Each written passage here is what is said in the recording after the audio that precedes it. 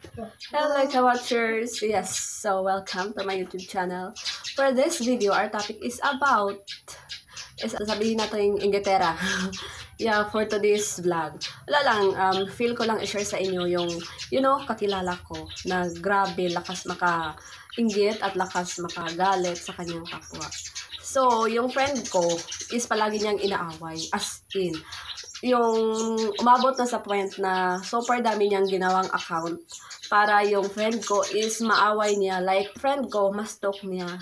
And gusto niyang i-stalk dahil yung point niya is once yung friend ko magpo-post, agad-agad mag-post din siya sa kanyang, timeline, sa kanyang Facebook na nagpaparinig based sa post ng friend ko na, mga pictures.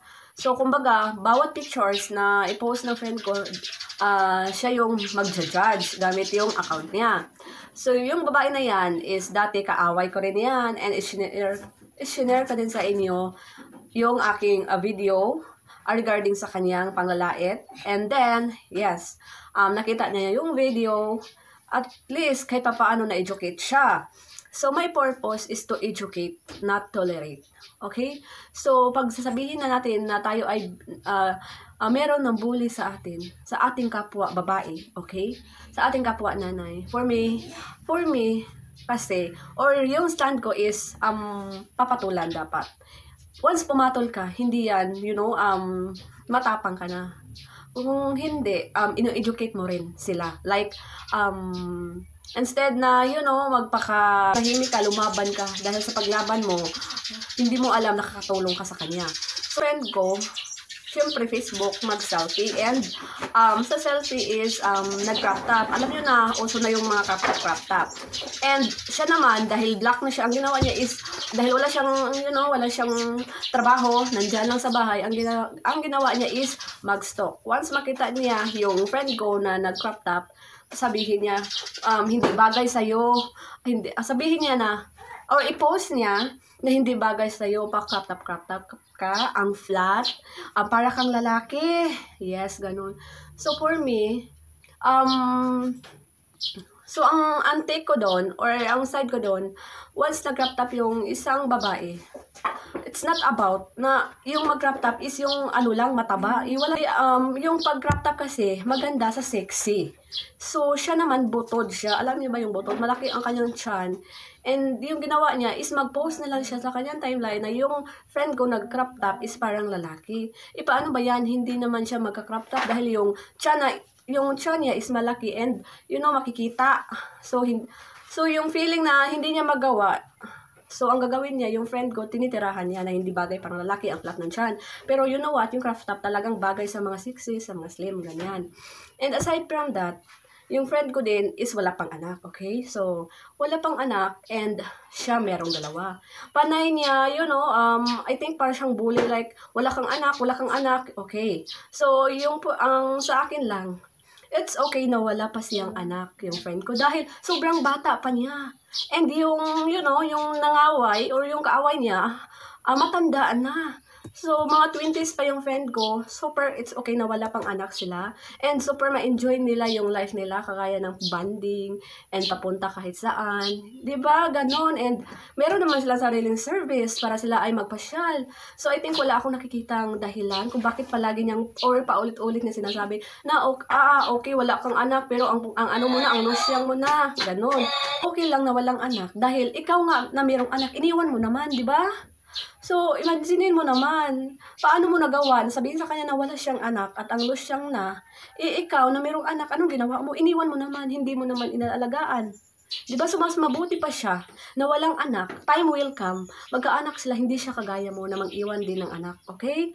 So, sana, before ka maglabas ng emotion mo, maglabas ng sarili mong opinion, sana sana makita mo rin yung sarili mo, na kahit, na okay lang na wala siyang anak, at least, ikaw, okay lang na wala siyang anak, dahil, bata pa siya, at ikaw nga na mayroon ng anak, hindi mo man inaalagaan. Diba? So, binubuli mo pa siya. And super bata pa niya, hindi pa katapusan ng kanyang buhay para, madaliin mong magkaanak. And third, once yung friend ko is mag-post na, maputi sa camera, like maganda yung kuha niya, nagpo-post din siya ng ang dami daw skincare ginagamit. Super dami daw skincare ginagamit, kahit ano-anong skincare. Eh, wala naman. Dahil siya nasa malayong lugar siya, and yung friend ko is, every week, minsan nagkikita kami, super wala siyang ginagamit o ina-apply. Okay, walang-wala. And yung ano na to, yung nanay na maldita na to, mag-post rin sa kanyang FB na, ayan, kahit ano-ano lang ilagay sa mukha, masusunog yan. Pero sa totoo lang, yung friend ko walang nilalagay sa mukha dahil super simple lang siya. Hindi siya kagaya nitong nanay nito na, super palaaway. So third, once yung friend ko is maputi sa Facebook, sabihin niya na lakas maka-filter. Sa totoo lang, super sa totoo lang. Siya na nga yung lakas maka-filter, nagmukha na siyang multo. Halos lahat ng katawan super puti. Diba? Alam mo yung hindi mo na makikita yung mga wrinkles, yung mga whiteheads, yung mga blackheads, super perfect skin. Siya yung lakas makagamit ng filter. And then yung mga, ginawa niya is niya sa iba. Like sa kaibigan ko. Hindi ko alam, nakipagkompetensya siya sa, hanap buhay o sa pag-ibig. Parang ganun. Kahit sa akin, ginagawa din niya. So, yung una, sabi niya sa akin, ang itim-itim ko raw, ang pangit ko, siya raw maganda. Yung anak ko, isa pa, siya dalawa na, super ganda niya. Parang ganun. So, for me naman, ino-educate ko siya. Hindi po ako yung tipong tatahimik lang. Sabi ko sa kanya, okay lang na maitim. At least, pinakasalan.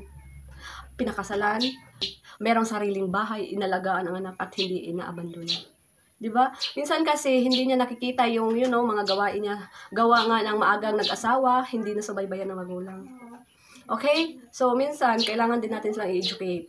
So yun lang, panay siya tira ng kaibigan ko na hindi daw matangos ang ilong. So what? Hindi matangos ang ilong? Hindi naman yan patangusan ng ilong. Yung mahalaga dyan is, gumawa ka ng mabuti sa iyong kapwa at minahal ka ng taong mahal mo. Diba? So, yung kaibigan ko is proud ako sa kanila dahil may sarili silang bahay. Hindi kagaya nitong nanay na palaaway na, matagal na silang nagsasama, wala pa rin bahay at kahit saan pumunta, nakibahay. And yung anak iniwan pa. So, yung kaibigan ko, merong bahay, merong service kahit saan pumunta, merong masakyan. Itong palaaway na nanay na ito, yung puno ng inggitera, lakas makainggit at makapanglait, you know what, yung niya, yung pinaglalaban niya is kagandahan. Hindi naman siya maganda, sa totoo lang. Hindi siya maganda. Paano niya nagawa yun? Hindi ko alam kung sa ugali ng tao o sa sakit.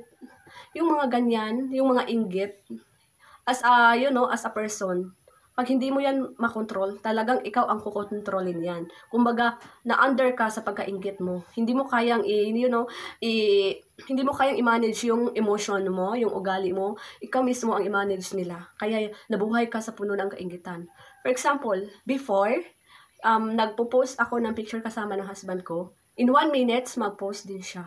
Hindi ko alam, akala ko noon normal lang. So wala, magbanding kami, mag-post ko, kung anong post din niya. So hindi ko, hindi ko hinala na nakipag-competition pala siya. But, hindi niya na kinaya dahil di ko na-gets yung, yung gusto niyang mangyari.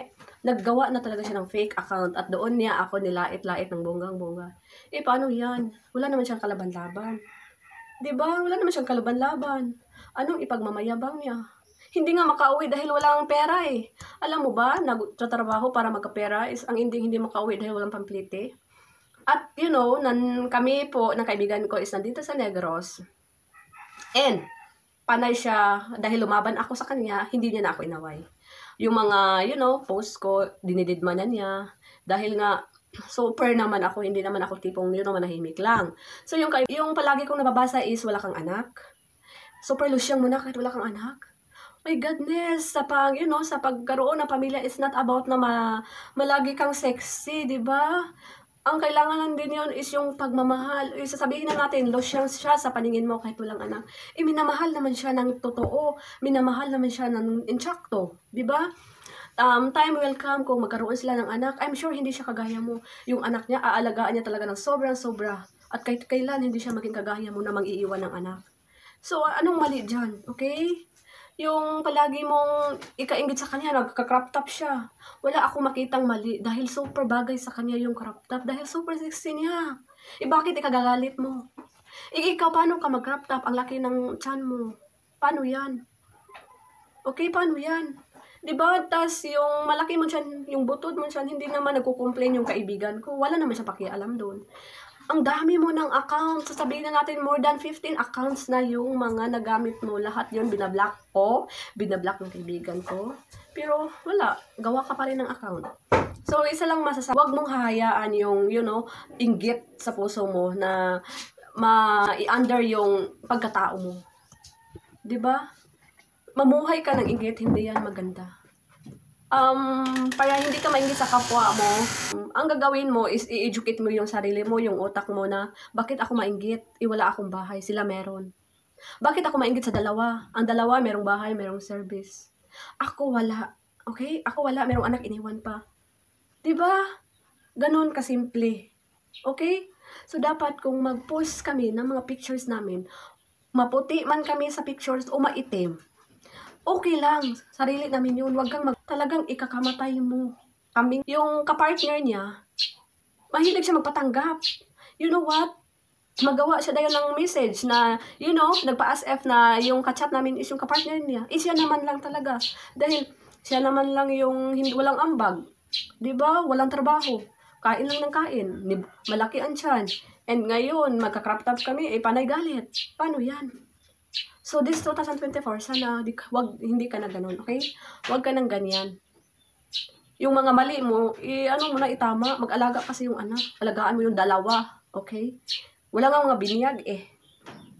'Di ba? Walang mga binyag. So, paano ka? Lakas mo makainggit, lakas mo pa makagalit. Magbahay ka muna, okay? Mag-savings ka ng pera para makauwi ka dito. Dahil nasa malayo ka, ang tapang mo. Dito kami sa Negros, nag-aantay sa'yo. Marami kami waiting for you.